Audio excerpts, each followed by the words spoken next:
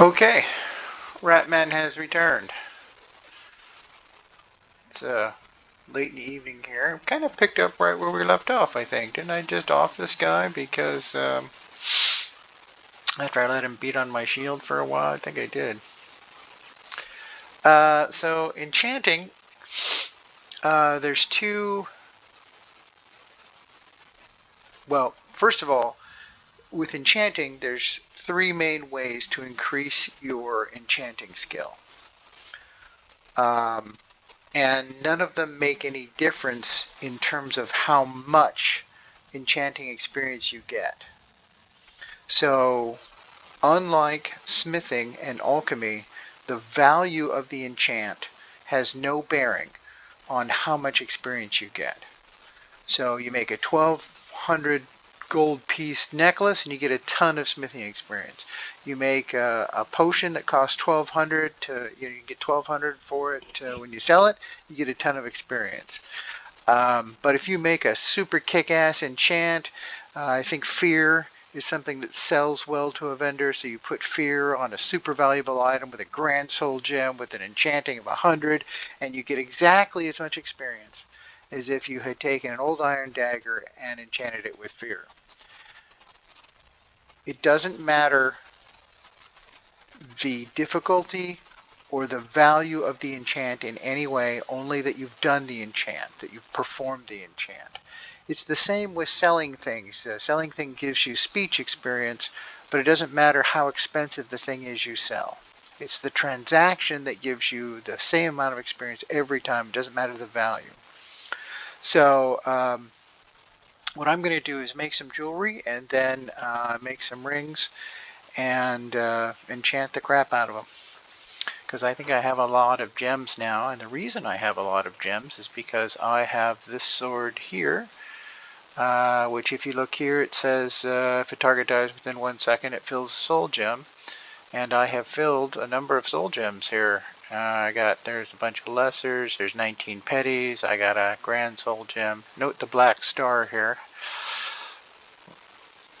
The other way, so I mentioned three ways. There's actually doing an enchant, there's getting an enchanted item, and disenchanting it, which is how you learn enchants.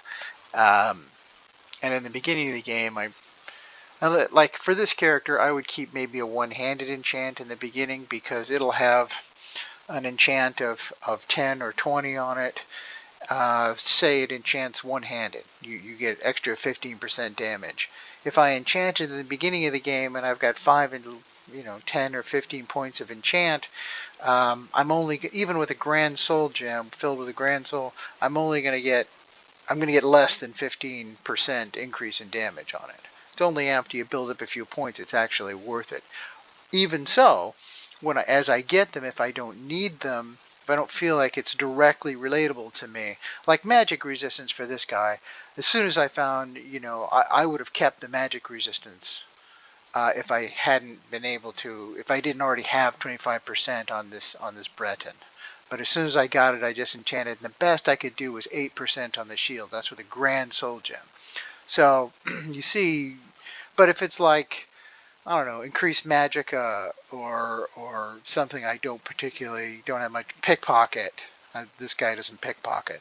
Then disenchant, because that gives me enchanting experience. So disenchanting is a way, enchanting, and the other way is what I'm about to do here. I've highlighted the orchid sword, which as you can see is a little low on enchant. I'm going to press T, and then I'm going to scroll down here to the black star. Now, the black star, you'll note, has a grand soul in it. So you may be saying to yourself, Tim, you're nuts. Why are you going to re-encharge? I could fill up that thing. I could recharge this weapon with a petty soul gem. Why would you use this thing that has a grand soul in it? Well, I'm going to do it. And it didn't give me the another point, but I'm on my way. That did give me experience. The reason I'm doing it is because the black star doesn't disappear after you use the soul that's captured in it. I'll say that again. And when you use the the black star, when you use the soul that's trapped in the black star, you get the soul out of it and you can use it for enchanting or for recharging a weapon, but the gem itself stays. So this creates a very convenient situation in which you can find someone to murder, which from here, I'm not sure who that would be. Who would I murder from here? Shit, I don't know. You'd think they'd be a bit more prevalent. I don't know who needs murdering. Some human, probably. I don't know. Is there going to be a human here? Am I really having a hard time finding somebody to kill? Is there anybody? I think there's vampires in here. Yeah. Yeah, I think there are. Okay, here's a human.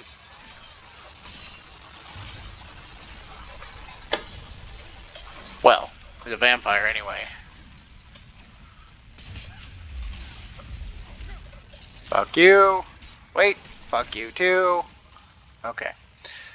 So, as I look at the soul gem, you can see now that it has been refilled. The black star has been refilled with a grand soul. This is very convenient because what's also happened is the sword has lost some of its charge. I just filled it, but it's lost some of its charge. So I'm going to press T again, and then I'm going to scroll down to the black star and charge it again. And then I'm going to kill somebody else and recharge the sword while deplete the sword. Then I'm going to recharge the gem with their soul and just rinse and repeat over and over, and therefore get a ton of enchanting points. I'm going to grab one more. Well, actually I don't need to because I'm not going to do any serious enchanting. What I'm going to do is make a bunch of really small enchants. I'm going to use up my petty souls for making these, for enchanting these rings. And I'm going to go to this place, Lakeview Manor. So if you're interested in this combination of items where you are able to fill up the black soul, use it to recharge the weapon, deplete the weapon, killing somebody and filling it up, and then rinse and repeat, the way that works is you need to go to the Shrine of Azura, which is just, let's see, here's Windhelm, here's Whiterun, so you could come this way and probably just go over this pass, come around here, and you need to go here to the Shrine of Azura. And this is the Shrine of Azura. As soon as you get anywhere near it, you can't miss it because it's a gigantic statue of Azura, god of night and day. And just up there in the top, you'll find a priest and they start the quest. And what happens is you go to Winterhold and talk to a guy, and then from there, you go to here and do this, clear out this dungeon. I suggest saving a lot while you're in there. And then when you're done, you come back here, and the thing has a big finish. It's pretty cool. And then you have the choice to either bring it back to this Shrine of Azura and give it back to the priestess, which is giving it back to Azura, or you can keep it. And if you keep it, then it will have the ability to hold a grand soul, whereas otherwise it will not. So I suggest just keeping it. Fuck Azura. Yeah. And then the other thing that's great for when you start the game and is a terrific enchant is this one. It's 10 points of damage, and if you die, and then at the die, it's got soul trap. So if you kill somebody, it goes into a soul gem. What makes it great is that that's 2 enchants for 1. You go and find the item, you disenchant it, and then you have that in your repertoire of things you can enchant. And all it takes is a petty soul, and then you can enchant a weapon with it. And what you get is 10 points of damage, 10 points of fire damage, in addition to the soul trap capacity. Now, if you have a zillion points in enchanting, and you get a grand soul gem and you enchant it, you still get 10 points of fire damage. It doesn't matter. It doesn't change. So it's a really great early on enchant to get. If you're going to do any enchanting at all, it's a great thing to get. Bumps your weapon by 10 and gives you soul trap also. It's 2 traps. The only thing that's variable, if you do want to commit a larger soul gem to it, what you can do is make it so that if the target dies in 5 seconds, the soul still comes in. This says if you die within 1 second. And the other variable is how many charges it has. But it's just not that important. You're going to be using it probably in the way I've described. I mean, maybe you'll get tired of it and you won't do it for a while, but it doesn't matter. It only takes a petty soul gem to refill, so it's nothing. Once you have something that has soul trap, all your petty soul gems get filled up in fairly quick order. For every wolf you kill, for every bunny you kill, you're going to fill up all that stuff, and so you have plenty of ways to recharge. Okay, so that is Fiery Soul Trap. And Fiery Soul Trap can be gotten just here. So here is Whiterun. Here is Windhelm. This is the Shrine of Azura, and then Winterhold. And so if you're in Whiterun, what you do is you just run up this road here. And I know my map is different than yours. This is a mod. It's a mod that gives you a decent map. I don't like that map because I can't see anything. There's so many clouds, I can't see any fucking thing. Anyway, Whiterun, and then you come up this road here. Anytime you get into snow and higher elevations, the monsters get harder, so heads up. But hang a right here at the fork, and it's right here in Ironbind Burrow. So what you're going to do is come down here, and there's Northgate Inn here, I think, and then come up this little path, and then there's Ironbind Burrow. There's a couple of people there that'll join you. There's a mage and a fighter. And they're actually pretty handy for helping out. You don't really need them, but they are kind of fun to have along for reasons I won't tell you. But then you get to the end, and in the last fight, there's a fairly powerful jogger who has a disarm shout. So heads up about that, because it's a bummer if they knock your sword out of your hand and you're standing there going, "What happened?" Well, he beat you to death. But you can certainly kill him and it's no problem. And on the back of his throne, there's a giant two-handed axe, and that has the Fiery Soul enchant. You grab it along with whatever other loot. I think there's a shouty wall there. And then you just enchant it, and then for the cost of a petty soul gem, you can enchant your weapon with this and get the soul trap and the 10 fire damage. You really want the sexy 20 fire damage, but you don't really need it. I mean, yes, you want it, but you don't really need it. 10 is good, It's good. It's a decent, and the fact that you get both is kind of deceptive. You want the super sexy ton of damage, but 10 is good. In combination with Soul Trap, it just makes enchanting so much easier. So, because you get all your soul gems filled. All right, so all that bullshitting aside, this Ironbind Burrow, that's where the Fiery Soul Trap weapon is. Get it, disenchant it, use a petty soul gem, enchant your weapon. And this is to get the refillable soul gem. When you're done, don't give it back to Azura, just keep it. And then you can fill it up with grand souls and then spend them and fill it up with grand souls forever. Alright, so I'm going to go to a place. This is, I've made a homestead here in Lakeview Manor. I can't travel because there's something nearby. Okay. Who wants to die? You saw it in my last video, but I'm stoked about fighting this orcish armor. Love this orcish armor. It's so cool. Too bad I don't have the orcish armor smithing, or I would improve it even more than I have already. I did enchant it. Oh, these are the guys that are keeping me from leaving, wolves. Give me your hides.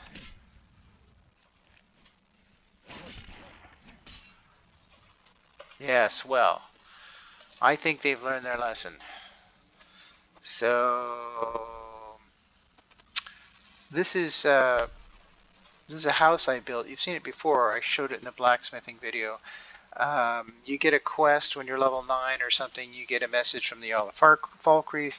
You come here and talk to him, and he says, go kill everybody, say over here, or sometimes they're over here, or whatever. And then when you come back, he's pleased that you have slaughtered all these people.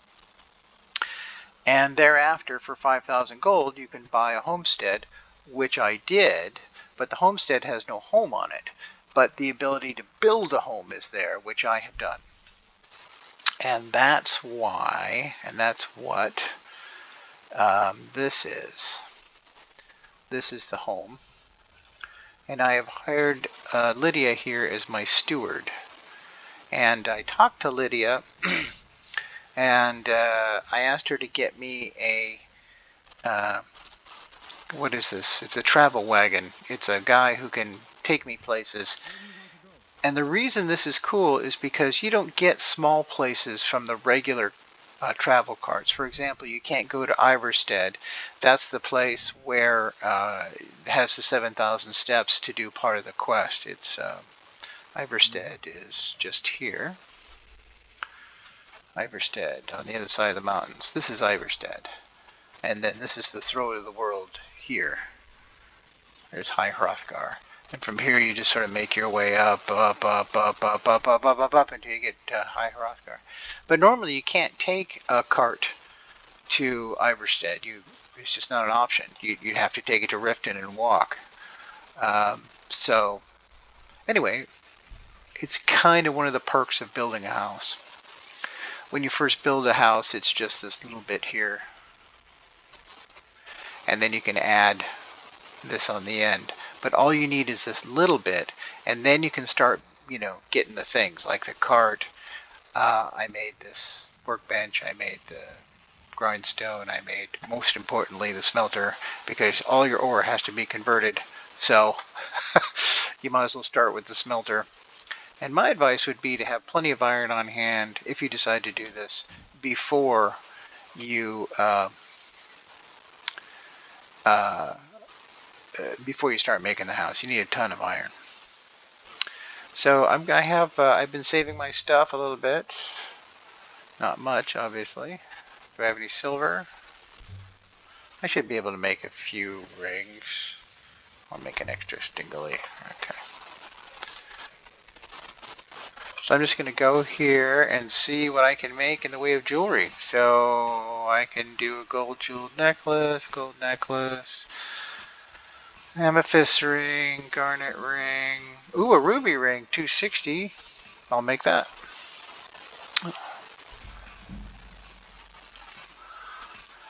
And so that has taken me right down to gold. But really, gold rings, once you're out of jewelry, gold rings are the way to go. I only have one gold ingot, really. Huh. I should have prepared better for this. Here's a gold jeweled necklace. 485. Hello. Yes, please. Okay. So I should have a couple of jewelry items for the sake of the crafting here. It'd be an apparel, wouldn't it? Fur armor. Okay, there's a gold jeweled necklace. I can do that. 4 gold rings. And here's an amethyst ring. Alright, so I'm just going to enchant this stuff. Okay, so I haven't built the enchanting table but you can build one in here, but I have not done that. So I will go to old Anice's cabin, my home away from home. And you notice I opened that chest and took all the stuff out of it. So I should have everything that I need for enchanting. And by the way, enchanting essentially is better than finding items. If you find an item there are some things that have an enchant on it that you cannot, you find an item and it's got magic on it, but you can't disenchant it. So there are some magical items that are unique, but the vast majority of them, you can disenchant them and turn them into things, make them into enchants that you can use. And with a decent enchanting skill, which I do not have, but with a decent enchanting skill, you can turn things in, you can make them better than what the game offers you. And before I get started, enchanting's over here. I guess everything, if you go in one direction, is here's enchanting. So the enchanting tree, I usually don't go this way. This is you you recharge better for a soul. This one is kind of good. When you kill somebody, part of the you get the weapon partially recharged. Hello, kitty. So, but generally, that's not as attractive to me as making the enchant stronger here. Or if you're going to do a fire, this is the second least exciting, putting an enchant on something. This doesn't make your weapon enchant stronger. It makes your weapon enchant for fire stronger. Makes your weapon and armor enchants for frost. So if you were gonna, if there was one here that said, oh, this makes magic resist stronger, then okay. But you have to take all three of them to get it. So this is for electricity, this is for frost. And again, I'm not saying don't get them. I'm just saying it's not as attractive as going up the middle. In the middle, your skill enhancement gets stronger. So heavy armor enchant, for example, your blocking enchant, your one-handed enchant, you can increase your one hand. If you're bumping it up by 30-40%, I promise whoever you're hitting is going to be sorry. So you can put it on your weapon. Can you? No, you can't put it on your weapon. That kind of enchant goes on boots, gloves, and helmet? Or maybe it's boots or gloves and rings, and anyway, you can't enchant everything with it, but you can get 2 or 3 of them going, is my point. And therefore this seems like a better deal to me. So if you want to increase your health regeneration, which I usually find pretty sexy, in my armor I'll put health regeneration on, and you bump your health regeneration 30, 40, 50%, it's kind of a big deal, so. And then this one is, this is the health enhancement. This is, I guess, for skills. But with these two, very good. And then this last one is the big payoff. You can put 2 enchantments on one item. So you can put health regeneration and stamina regeneration on your chest item at the same time.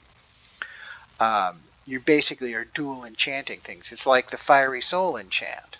Normally, you don't get a dual effect unless you've committed 100 points to enchanting. But with the Fiery Soul Trap, you get it for nothing. You can walk into that thing at level 1 and get the Fiery Soul enchant, and with a Petty Soul Gem you can put it on there at level 1. It's very cool. But your enchants are better without any perk points, just by increasing this number here with experience, which we are about to do. So the way this works is, I'm sure you're aware, you just have to click on the death, and then if you have something that has an enchant that you don't have, then you click on disenchant here, and the ones that you don't have yet will appear in bold, whereas these are all faded. You just click on it and say disenchant, it says okay, but it destroys the item. So as I was saying earlier, if it's something that's particular to you and it's early in the game, 15 or 20 points or 25%, say, is a lot. So if it's like a heavy armor thing, maybe you want to hang on to that and wear it. Anyway, so we're going to pick an item, and I'm going to say, let's start with the ring, and then I'm going to pick an enchantment, and I'm going to say, oh, I can't apply to the ring. Oh, I need a weapon for this. Sorry, I have ill prepared. Does it matter? It doesn't matter. You know what? It doesn't matter. What I was going to do is put fear, because fear sells well, but this is just for practice. But if you have a bunch of you make a bunch of iron daggers, you can come in here and enchant them, but it doesn't matter what the enchantment is, as I said. So we'll call it resist magic. That's a good one. And then here's the soul gem, and I'll pick one of these petty soul gems, and I'm pressing R, and that's it.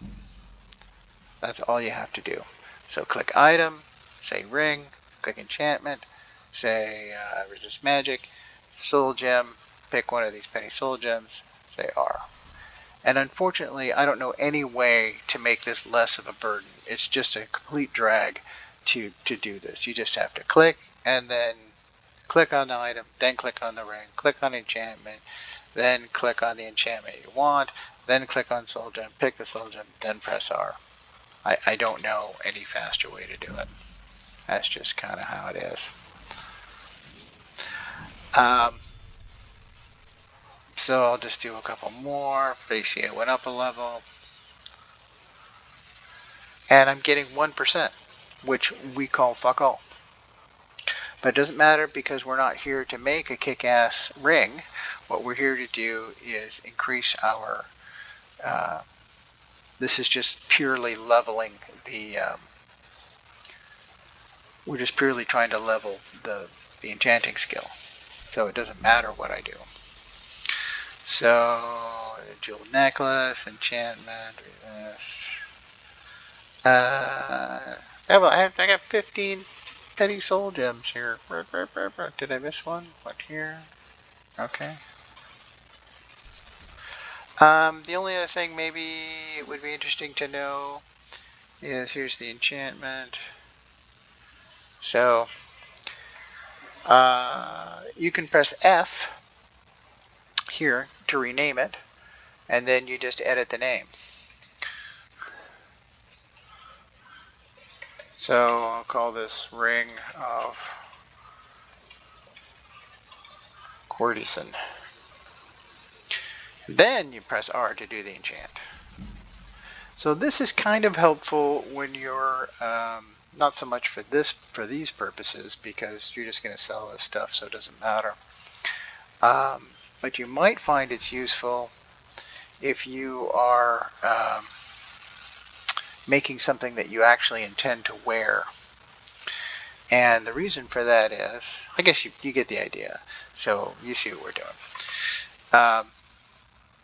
If it's something you actually intend to wear, if you give it a name, then it's a little bit easier to understand it when you look at it. So this is just called Orcish Armor.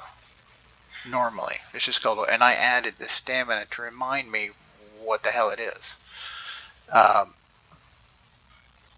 called this one the Resisting Steel Shield because I put resistance on it. Because I'm that clever. And so on. What else? Here's this one. I just found these. I didn't enchant them. I just found them. And these, I didn't have any better enchant for it. Normally for gauntlets, I would put one-handed on it for this guy, and I will. But of course, I'll find a different set of gauntlets by then. This helmet, I just put water breathing on it because why not? You don't need to have any sort of skill in it, just a petty soul gem, and you can put this, and it just has that ability. And I just put it on because what the fuck. Alright, I guess that's it. I don't think I've left anything out.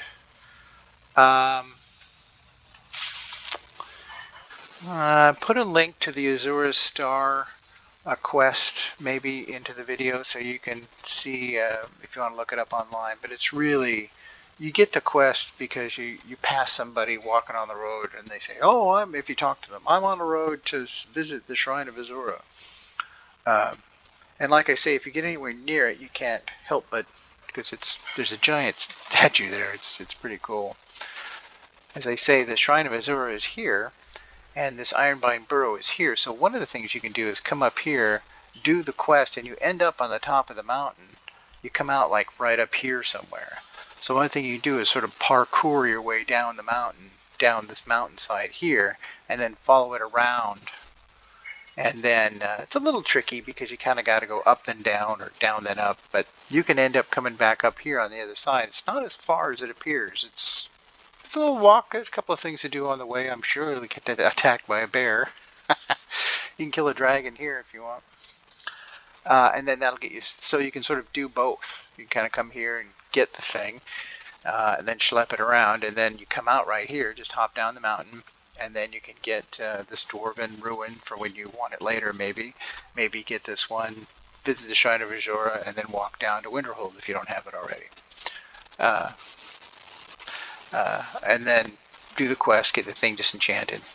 By the way, when you come over here and do this one, this place is all about enchanting, and there's a ton of magic potions and soul gems and shit like that.